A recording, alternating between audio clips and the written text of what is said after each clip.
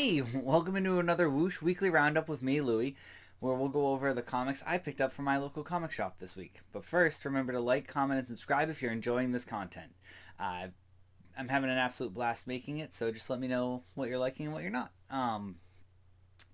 Also, be on the lookout coming up. I'm going to have what I like to call the Whoosh Shop Spotlight. I'm going to be going to my local comic shop, Nick's Comic Strip, and filming a video going through their store, looking at some stuff, obviously looking for some books for myself while there. So I believe that should be dropping sometime next week. So keep an eye out for those, and I hope to do more of those in the future as well. So that is something to be on the lookout for. But we're all here for the books. That's what we come for, right? So let's jump into the books I picked up this week. First off, we have my wife's choice, which was Hades #5. She chose this variant cover because, as she said, Hades was being extra in it. And, yeah, I mean, that pretty much sums it up, I guess. I don't really have much to add beyond that. The villains are her thing, and she loves these books. So it's really, really cool to be able to keep picking them up for her. So, yeah, I mean, we're going to keep collecting these ones. And like I said, I believe Ursula is coming out soon. I said that in a previous video, so I believe it's soon. It's not out already, so something to keep an eye out for. But the villains run is really, really cool. Very interesting. So next up, we have Miguel O'Hara, Spider-Man 2099. And I believe I mentioned on a previous video that I'm waiting till the whole run is released to read them all at once. So this is another book to add to that reading list.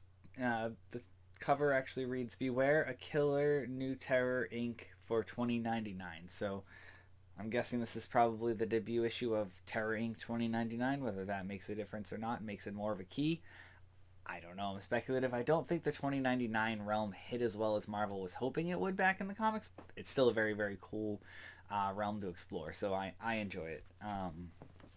Speaking of books I'm waiting to collect the entire run to read and still collecting them all is Marvel Gods #4 by Jonathan Hickman and Valerio Schiti.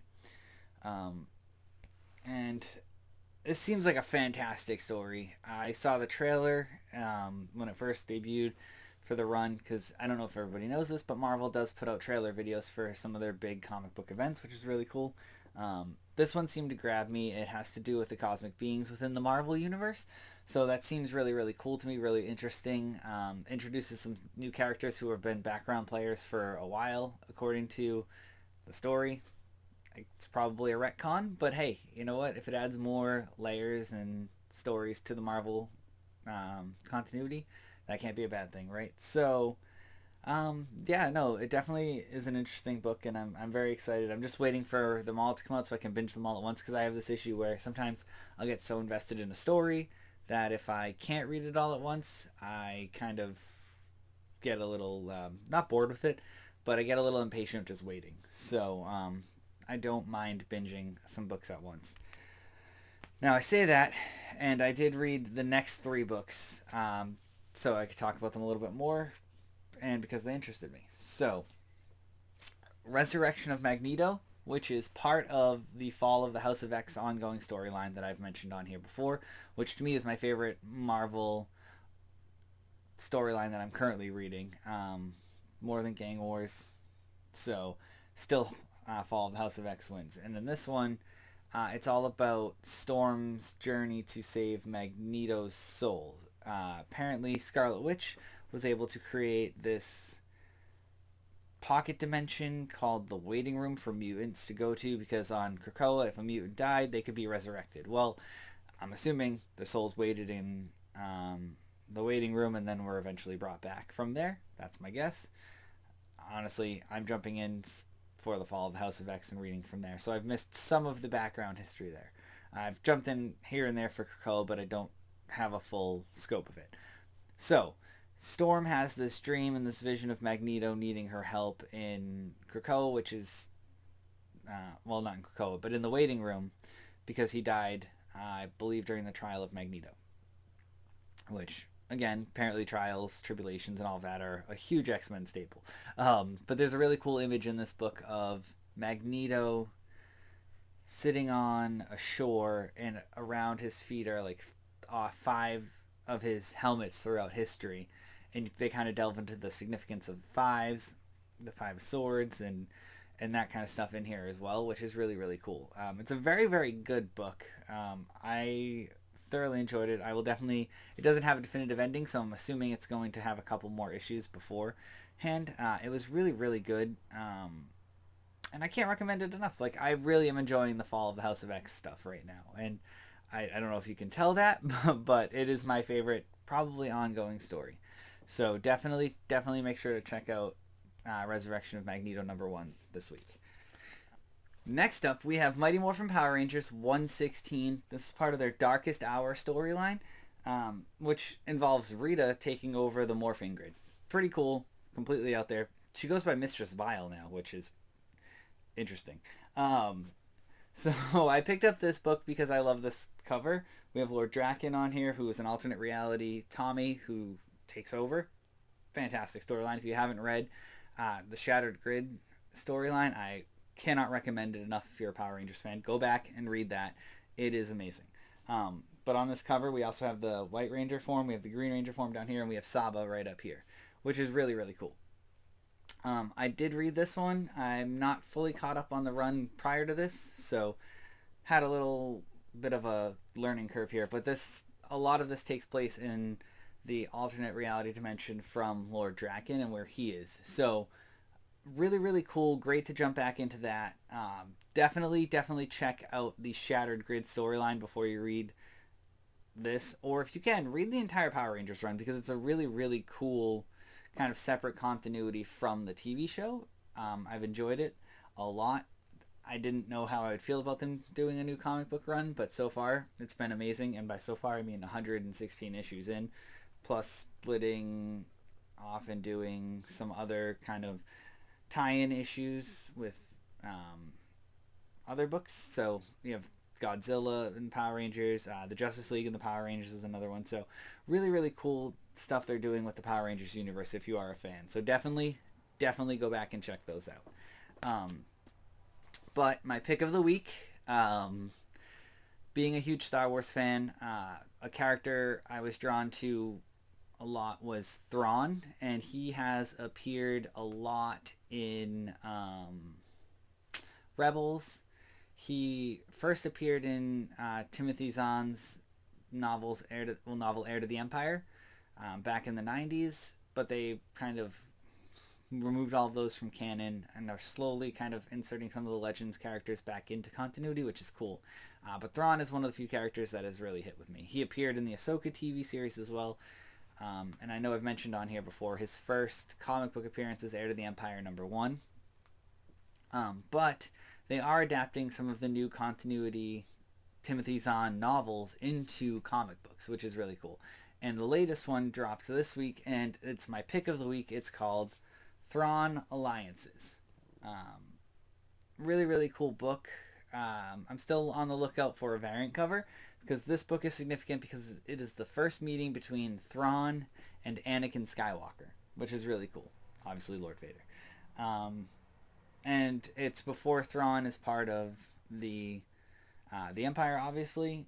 It's still set during the Clone Wars, and it was really, really interesting. I love Thrawn's strategic mind and how he kind of analyzes the situation. I think it's fantastic.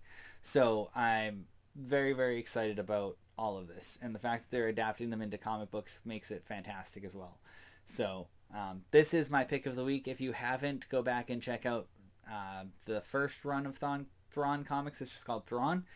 This one is, because that's the name of the first book. This one's Thrawn Alliances. That's the name of the second Timothy Zahn book in continuity. So definitely go back and check those out. Pick up this one as well. I do not believe you'll be disappointed if you're a Star Wars fan, because I know I wasn't. So that is my pick of the week. Now for some bonus content.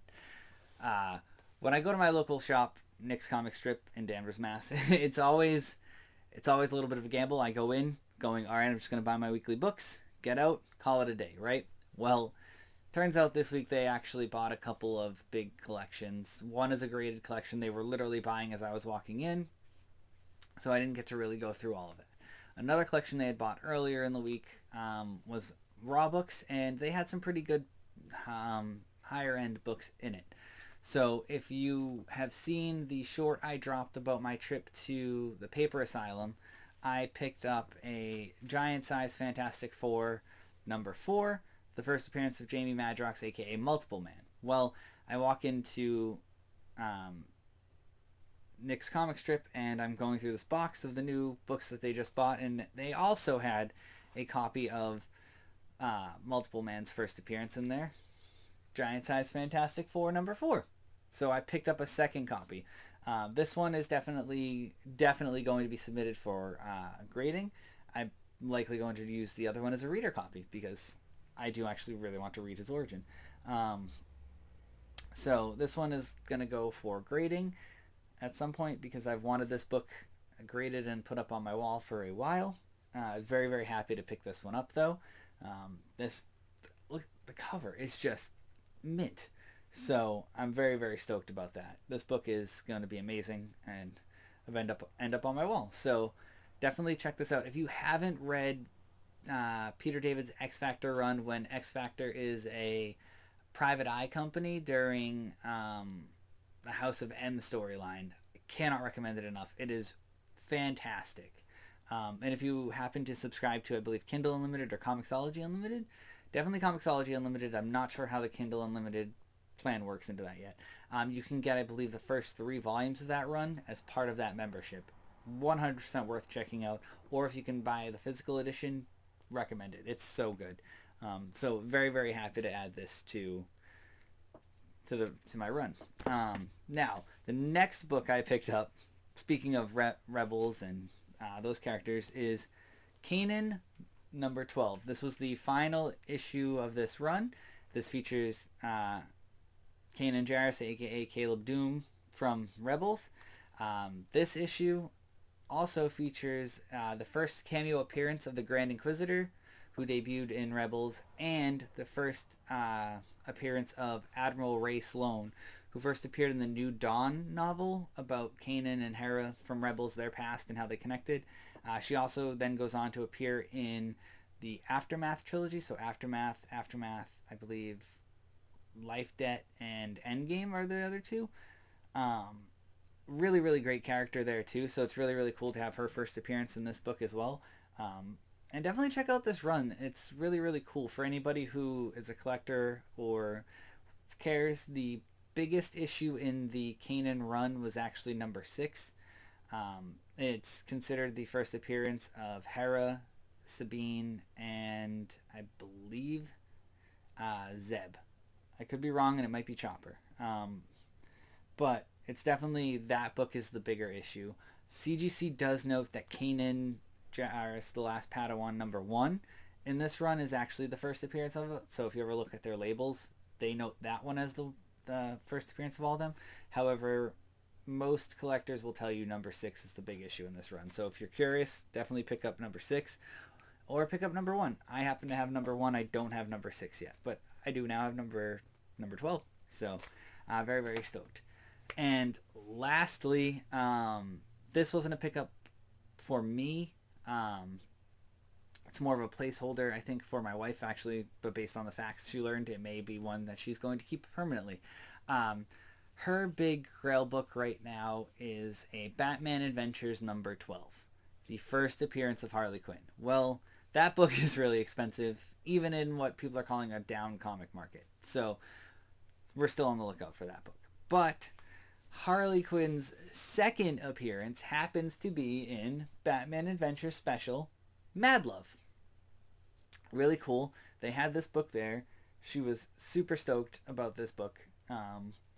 We had to pick it up, but the reason why it may not be a placeholder is it actually is the first comic book appearance of Harley's Hyenas. And she loves Harley's Hyenas after like the animated series, reading more about Harley in the comic books. Absolutely loves those characters. So I think this went from being a potential placeholder to like a permanent part of the collection. And you know what, honestly, that's okay. It's a really fun cover. It definitely has all of those Batman animated series 90s vibes on it. So and it looks like it's in pretty good shape. I'm guessing we're going to eventually get this graded at some point this year too. So I'll keep you posted on how the gradings go. But very, very excited to add this to the collection as well. So that's it for me here on this Whoosh Weekly Roundup. Thanks for joining. Don't forget, if you enjoy this content, to like, comment, and subscribe. And we'll see you here next time. Thanks.